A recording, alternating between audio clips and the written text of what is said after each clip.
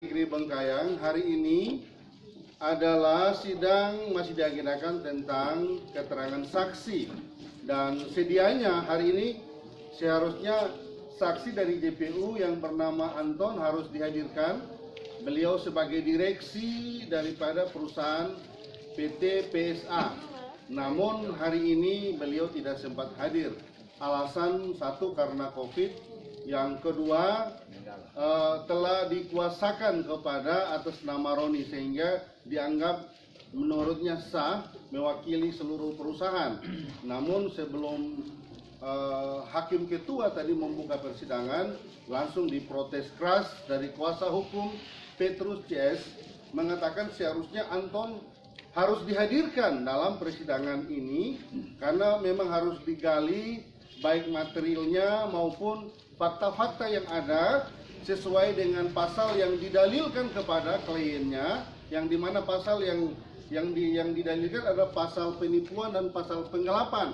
Karena menurut kuasa hukum dari Petrus CS, Antonlah yang paling bertanggung jawab dalam hal ini.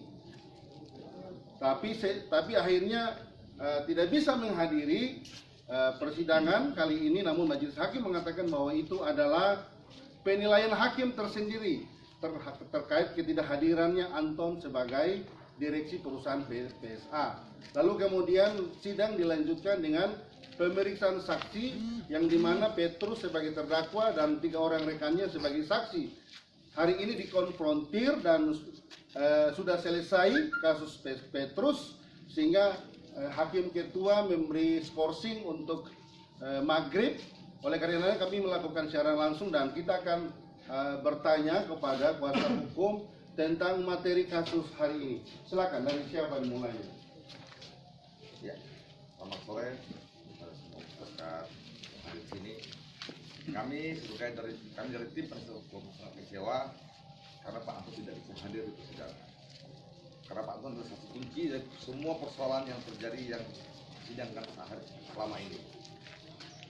Pak Anton lah saksi kuncinya, tapi kami sangat kecewa sekali karena beliau tidak hadir. Dan fakta persidangan tadi jelas terang benderang bahwa lahan yang dijual oleh Akai, Ito, dan Indik adalah lahan tampasan. Artinya memang diakui bukan lahan pribadi. Dan perusahaan sudah tahu, artinya Pak Sunario sebagai wakil direktur, Roni sebagai humas mengetahui bahwa itu bukan tanah pribadinya mereka, tapi tanah tempasan, dan mereka menyanggupi untuk membeli. Itu artinya bahwa ada kesepakatan antara Sugito, Indik, dan Akai dengan pihak perusahaan bahwa itu adalah tanah tempasan. Dari sini tidak ada menipu, tidak ada penggelapan di sini. Karena dengan adanya pernyataan dalam kutasi bahwa tanah tempasan itu membuktikan bahwa ada kejujuran dari pihak Akai, Indik, Ito, dan Petrus. Itu adalah tanah tempasan, bukan tanah orang lain.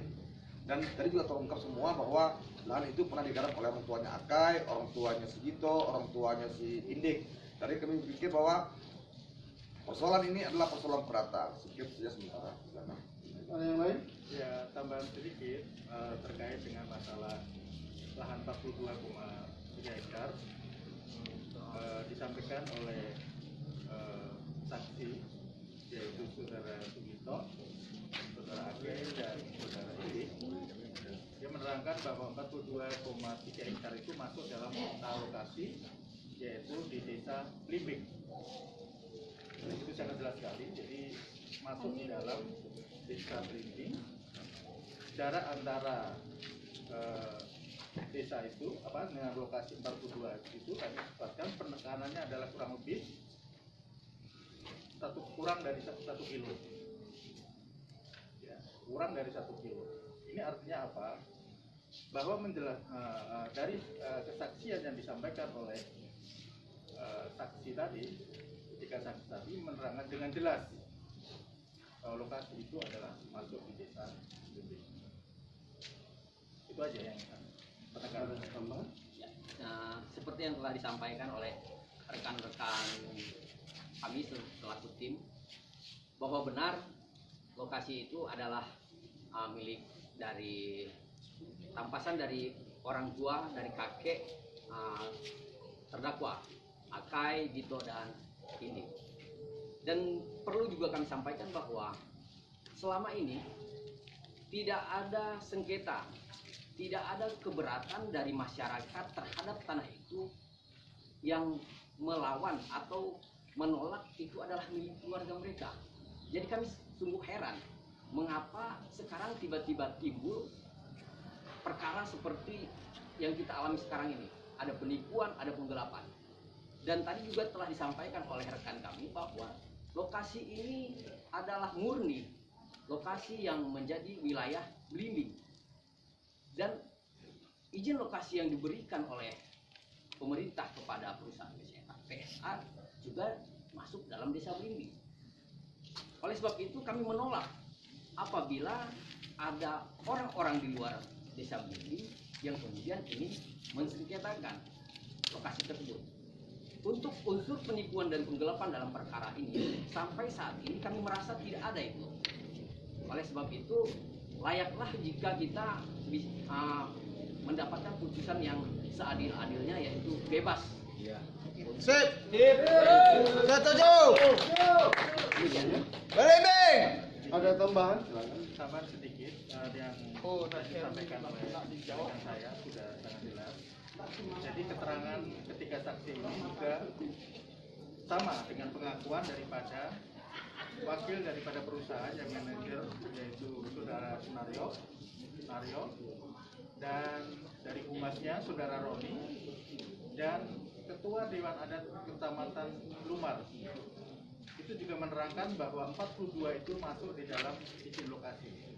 Jadi sudah sangat klop sekali kesaksian daripada terdakwa ini, ya, untuk menerangkan bahwa status daripada tanah ini adalah masuk dalam izin lokasi, dan penekanan saya adalah dan masuk di desa Belimbing. Dan itu diatur di dalam keputusan Bupati tentang izin lokasi PSA. Itu aja. Terima kasih. Baik, demikian kita bisa mendengar keterangan dari tim kuasa hukum yang barusan saja mereka uraikan tentang isi materi persidangan di sore hari ini. Yang pasti mereka meyakini bahwa klien yang mereka perjuangkan, mereka yakini akan pasti bebas murni. Nah, satu hal yang perlu kami sampaikan, sekalipun para pengunjung sore hari ini hadir melihat sidang terbuka, namun tetap kami mematuhi protokol kesehatan. Kami tetap mematuhi protokol kesehatan sehingga semua menggunakan masker. Nah, dalam fakta persidangan sudah diuraikan baik sidang-sidang sebelumnya bahwa terungkap bahwa perusahaan PT PPSA sama sekali tidak mengantongi izin, baik itu izin AMDAL, IPK, HGU, bahkan izin prinsipnya sudah mati. Tapi ironis sekali, kok bisa perusahaan ini masih beroperasi atau masih berproduksi? Nah, tentu ini adalah tanggung jawab pemerintah daerah untuk menjawab semua permasalahan yang ada, yang pasti rakyat dirugikan, negara dirugikan, karena tentu mereka pasti mengabaikan pajak-pajak, kewajiban mereka terhadap negara. Nah, ini juga harus menjadi sorotan bagi pemerintah daerah, baik provinsi maupun daerah. Nah, dalam persidangan tadi sudah diuraikan begitu luas bahwa lahan yang disengketakan 42,3 hektar itu berada di wilayah desa Belimbing karena dikuatkan melalui surat SK Bupati nomor 002 tahun 2006.